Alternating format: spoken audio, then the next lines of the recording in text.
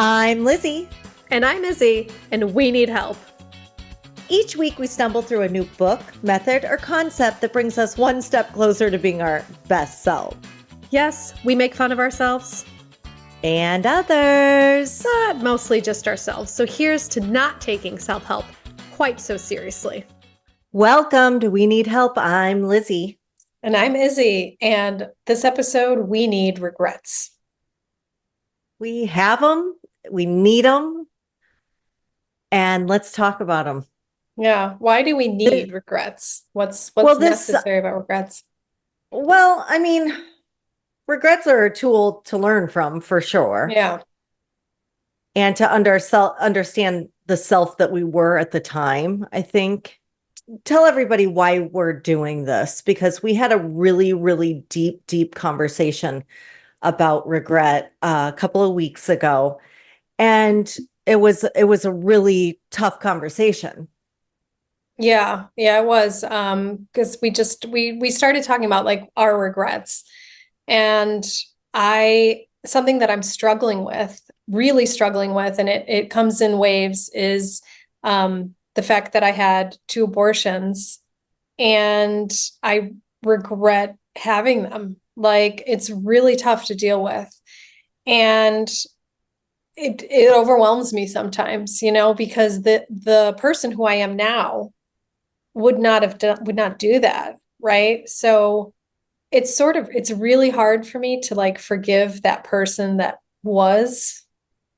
Yeah. Because I changed so much in terms of like getting sober and changing my life, and how I'm connected to like my body and myself and the world. And I just like, really, whenever I think about it, I get overwhelmed. I get choked up. I feel it here. Like everything seizes up. It's just it's a struggle for me. And I don't know if people talk about that a lot, because I was even searching for like Instagram pages or Facebook pages about women who have gotten them and regretted them. And there's not a lot of that out there, like people admitting to it. It's a lot of like pro-abortion or pro-life, but there's not this like weird in between where like, yes, I got this, but or anti-abortion. And yeah, like it's like a political conversation, when really what it should be is a conversation about, you can regret things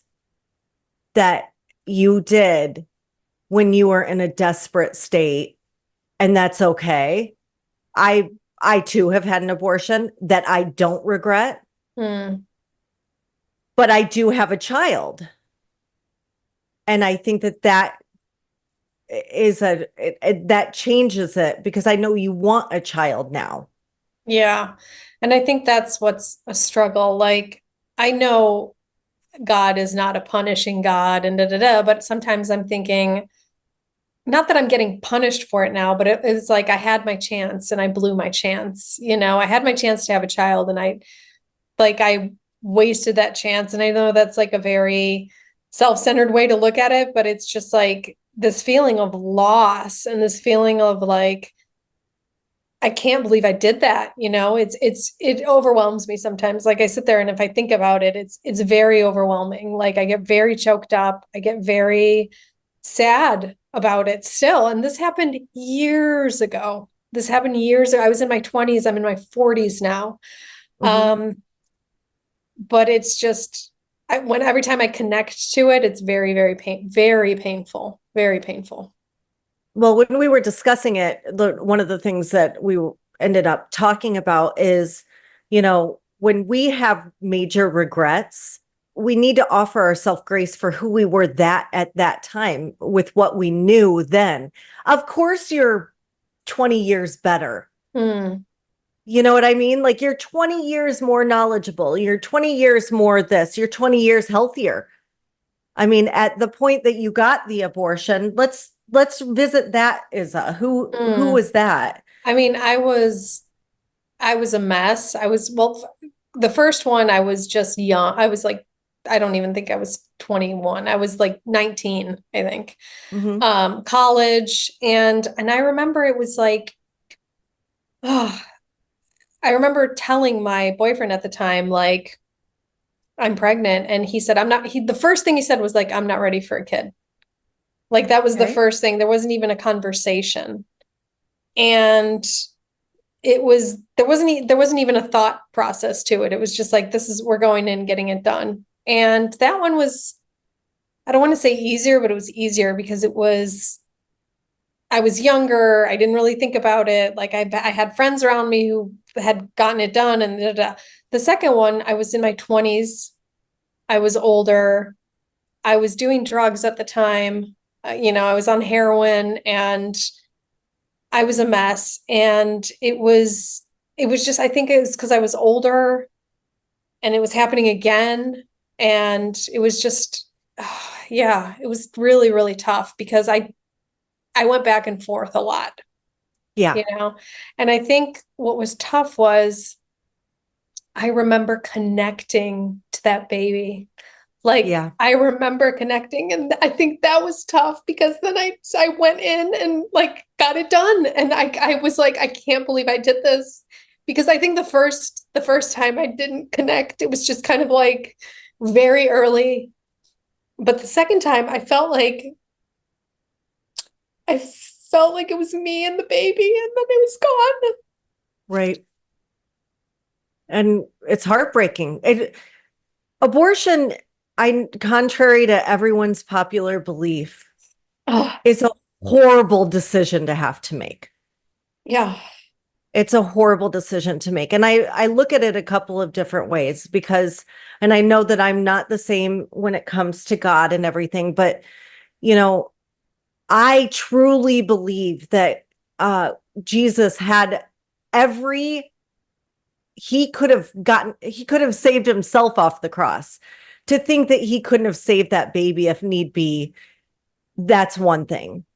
I truly believe that that baby came into your life to help you in a way that you can't even understand it at this point in your life. You will understand it one time. And I also believe, and this is like, and I truly, truly believe this, that being a mother means making really hard decisions. And I think that you could maybe even through your intuition, understand what that baby was going to go through. You were addicted to heroin. You weren't in a good place. You were just the physical ramifications of being on heroin when a baby is born is horrible. Yeah. And I know that like it seems like it was a selfish decision, but I don't think it was, I really don't. I think you were being that baby's mother Yeah. in the best way you could at the very moment that you could. And I love that. I know that was a hard decision, and I love you for making it the way that you did, because I have seen children that are born into addiction. It's fucking tough to watch. Yeah. Their life is not easy. But I mean, you're going to regret it. I mean, you're going to regret things like this in your life. And I Yeah. don't know. It's interesting how, like, I don't think it should be made difficult or, whatever, but it is surprising and how easy it was.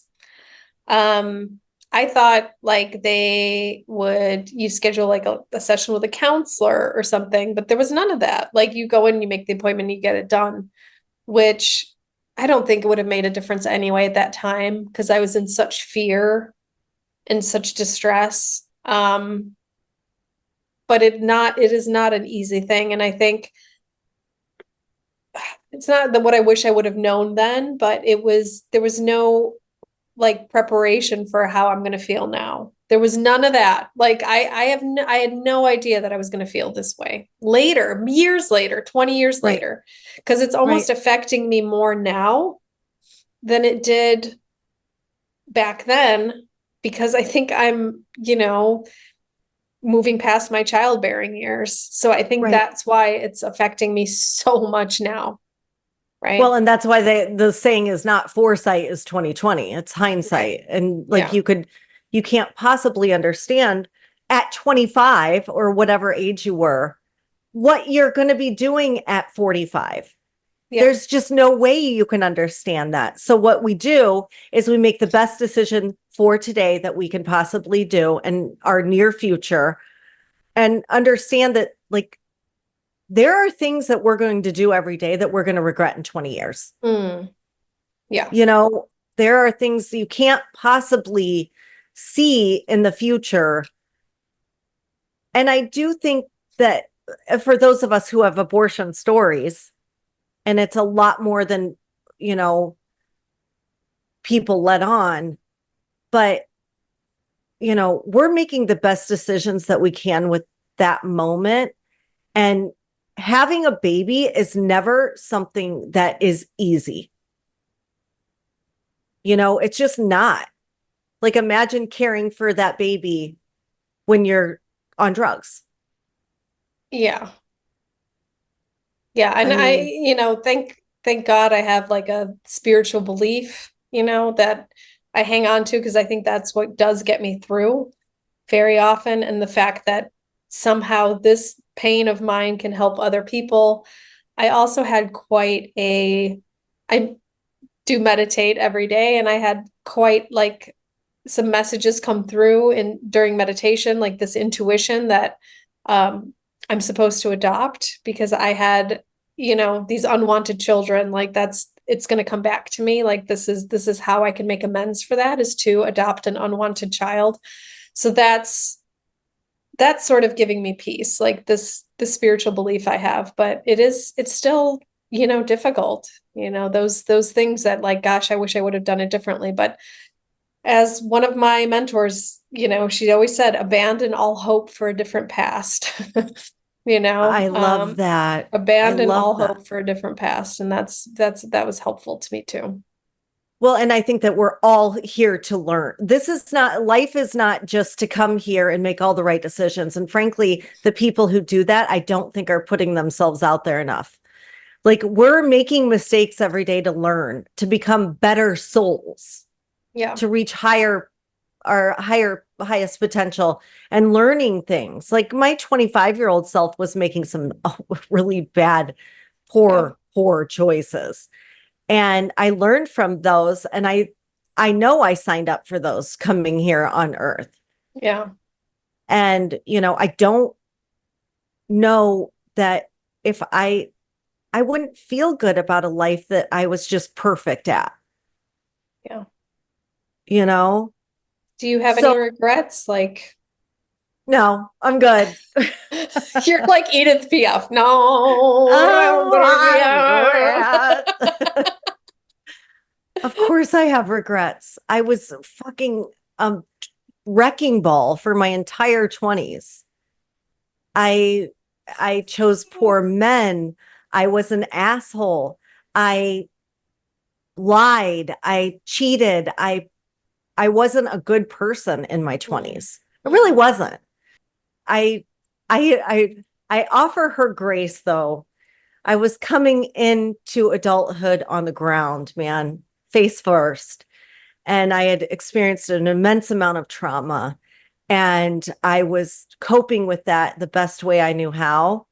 And the fact that I did not commit suicide, the only thing that you could do that you don't you can't, you don't have time to regret.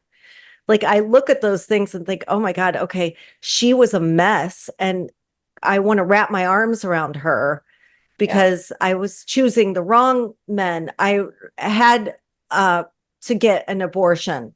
I could not take care of a child. I was a mess. Hmm. I was a poor caretaker of myself. I couldn't imagine caring for a child. I just didn't have it to give.